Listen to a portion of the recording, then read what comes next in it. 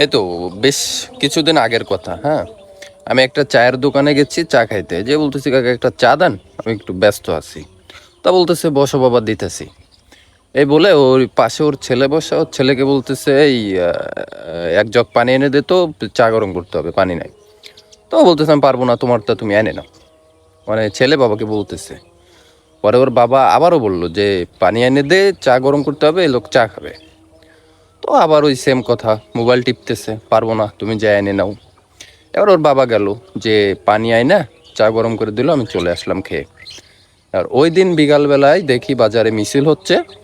মিছিলে ওর ছেলে রয়েছে, মানে ওই সেই চায়ের দোকানের ওই ছেলেটা ওখানে মিছিল দিচ্ছে, আমার ভাই, তোমার ভাই, অমুক ভাই, অমুক ভাই, অমুক ভাইয়ের চরিত্র ফুলের মতো পবিত্র। দেখেন দেশের অবস্থা, মানে পলিটিক্স এমন পর্যায়ে চলে গেছে যে পলিটিক্স যারা করতেছে ওর বাবার কথা শুনতেছে না, এরা আবার দেশের কথা চিন্তা করে, মানে বড় বড় নেতা হয়ে দেশের উন্নয়ন করবে। একবার চিন্তা করেন তো, এই সব ছেলেদের হাতে যদি দেশ চলে যায় তাহলে দেশের অবস্থা কেমন পর্যায়ে যাবে। যে নিজের বাবার কথা শোনে না, সে দেশের উন্নয়ন কিভাবে করবে? আমার মাথায় তো আসে না। এরা তো দেশ ধ্বংস করে দেবে, এরা যখন পলিটিক্সে ভালো পর্যায়ে যাবে দেশ চুষে খেয়ে ফেলে দেবে। ঠিক এখন যে অবস্থাটা হচ্ছে দেশের,